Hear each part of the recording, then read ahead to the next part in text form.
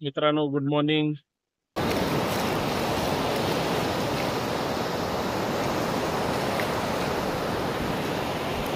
हे बघा माती, पुढं गेलेलं पाणी परत वापस येणार आहे आणि सखे तुझी प्रीत माझ्याशी किंवा माझी तुझ्याशी जुळणार आहे, अशी माती पाण्याला सांगत असेल, असं पाणी मातीला सांगत असेल. हा सागरी किनारा, हा ओला सुगंध वारा, खरं तर पायाच्या तळव्यांना मातीचा स्पर्श, थंडगार पाण्याचा स्पर्श, मनात असणाऱ्या वेदना, अनेक विचार, ह्या पाण्याकडं पाहिलं, या पाण्याच्या मस्तीखोर लाटांकडं पाहिलं की सगळं विसरायला होतं. ताणतणावाच्या धकाधकीच्या आयुष्यामध्ये असं थोडं मन मोकळं करायला, विसरायला आपल्याला निसर्गाच्या सानिध्यात जावं लागेल. कारण हा अथांग समुद्र हा आपल्याला खुणावतोय की सगळं विसरून जा आणि जग जिंकण्याची नवीन उमेद परत एकदा जागी ठेवली तर तो उत्साह, तो जोश आपल्याला आपल्या मुठीत कवेत घेता येईल. आपण पुढं भेटूया. मित्रांनो, गुड मॉर्निंग. आम्ही आहोत आजची सकाळ सुद्धा हरणे बीचवर आहोत आणि आजच्या हरणे बीचवरची सकाळ ही कालच्या मुरुड बीचवरच्या सकाळपेक्षा फार वेगळी आहे, सुंदर आहे. आणि असं वाटतं की खरंच सकाळ सकाळ सारखीच त्या ठिकाणी अनुभवली पाहिजे. आपल्या दररोजच्या नेहमीची धकाधकीची सकाळ ही वेगळी असते, परंतु ही सकाळ मात्र एकदम वेगळी आहे. आणि वेगळी सकाळ ज्यावेळेस आपण अनुभवतो त्यावेळेस ती एक वेगळ्या आशेने, वेगळ्या दिशेने या ठिकाणी होत आहे. आमचा व्यंकट हा इथं आतमध्ये पोहतोय, पाण्यात भिजून आलाय तो आणि एकदम पाण्याच्या लाटेच्या. कसा वाटतोय बीच? एक नंबर, छान वाटतंय. सकाळ सकाळी पोहायला आलेले पैलवानाच्या समुद्रामध्ये आता पोहून आलेला आहे आणि भारी वाटतंय एकदम.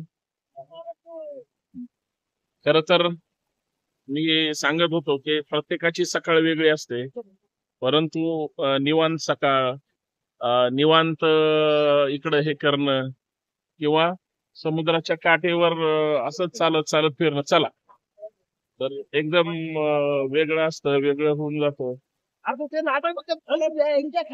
समुद्राच्या इतक्या सुंदर आणि मनसोक्त लाटांचा हा जो आनंद आहे, हा जो उत्साह आहे, तो घेण्यासारखा असतो. काल काय घडलं पुण्यामध्ये, महाराष्ट्रामध्ये, परवा काय घडलं, कुठला नेता काय बोलला, राजकारणी दररोज काहीतरी नवीन ब्रेकिंग न्यूज देत असतात, परंतु त्या सगळ्या ब्रेकिंग न्यूज पेक्षा निवांत आपण असलं पाहिजे. कारण दररोजचं आपलं धकाधकीचं आयुष्य हे आपण वेगळ्या पद्धतीनं जगतच असतो, परंतु ते जगत असताना ते तेवढ्या पद्धतीचं चांगलं, तेवढ्या पद्धतीचं पाण्याच्या लाटा एवढ्या मोठ्या आहेत की काय सांगू. आणि हा पैलवान गडी पाण्यामध्ये भिजत भिजत मस्त हे करतोय. दररोज सकाळच्या ज्या काही या सगळ्या पद्धतीच्या बातम्या, गोष्टी, बरंच बोलायचंय. महाराष्ट्र काही लोक गरम करायला किंवा रोज काहीतरी घाणेरडं बोलून बातम्या पेरायला काही लोक सरकार पुरस्कृत त्या ठिकाणी प्रयत्न करतायत, तर काही लोक मात्र वेगळ्या वेगळ्या पद्धतीनं ते सगळं जगण्याचा सुद्धा प्रयत्न करतायत. मला असं वाटतं या सगळ्यांच्या ह्याच्यामध्ये सुद्धा आपण बिथरून गेलो नाही पाहिजे. सरकार सत्तेवर आल्यापासून जे काही त्यांच्या विचाराचे नेते आहेत, जे काही वाचाळवीर गँग आहे, ही गँग एक ना एक दिवस या सरकारला घेऊन बुडणार आहे. परंतु पाशवी बहुमत आहे ह्या लोकांकडे, आणि म्हणून ते काही बोलतात. कुर्ल्यामधला जो बसचा अपघात झालेला आहे तो सुद्धा ऐकून फार वाईट वाटलं. त्या दिवशी आम्ही पुण्यातूनच इकडं कोकणामध्ये आलो होतो, आणि अशा सगळ्या गोष्टीमध्ये, या सगळ्या ह्याच्यामध्ये हे सगळा आनंद फार असा वेगळा. व्यंकट एकदम तिकडं पावसाच्या ह्याच्यामध्ये भिजतो आहे, भरतो आहे, आणि हा सगळा उत्साह आपल्याला तेवढ्या पद्धतीने द्विगुणित करण्यासाठी, किंवा पाण्याच्या खळखळणाऱ्या वाहणाऱ्या लाटांचा तो जो आवाज आहे, तो जो आनंद आहे, तो अत्यंत मनसोक्त आनंद लुटण्यासाठी हा प्रसंग, हा परिसर त्या ठिकाणी पाहणं सुद्धा तेवढंच गरजेचं आहे असं वाटतं. आज आम्ही इथून माझे मित्र आहेत त्यांच्याकडं जाणार आहोत. सकाळी तुम्हाला समुद्राचं दर्शन दाखवायचा मोह आवरला नाही, आणि तो प्रसंग आपण तशाच पद्धतीने, चांगल्या पद्धतीनं टिपावा, हेरावा म्हणून या ठिकाणी आलेलो आहे. किंवा बरीच लोक, मित्रमंडळी, किंवा आपण प्रत्येक जण आपल्या लहान मुलांसहित वेगळ्या वेगळ्या पद्धतीनं कोकण फिरायला आलं. या बीचचं महत्व थोडं सांगितलं पाहिजे. हरणे बीच असेल किंवा मुरुडचं बीच असेल, आज पाणी वाढले, कुठून पाणी अचानक एवढं आलं माहित नाही, परंतु गाड्या पाण्यापर्यंत येतात. इतर बीच पेक्षा हा स्वच्छ बीच आहे, इतर बीच पेक्षा हा चांगला बीच आहे. इतर बीचेस पेक्षा या बीचवर अडवणाऱ्यांची संख्या फार कमी आहे. तुम्ही एक मनसोक्त आनंद, मनमुराद आनंद घेऊ शकता असा बीच आहे.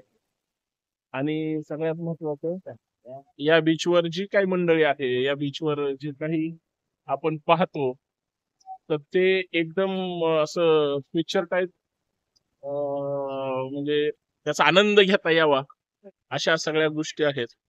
तुम्हाला थोडं खालचं पाणी सुद्धा दाखवायचंय, आणि खालचं पाणी किंवा तो आनंद तुम्ही त्याच वेळी व्यक्त करू शकता किंवा व्यक्त होऊ शकता ज्यावेळेस तुम्ही त्या पाण्याच्या एकदम आतमध्ये किंवा एकदम त्या पाण्याच्या सहवासात तुम्ही राहू शकता.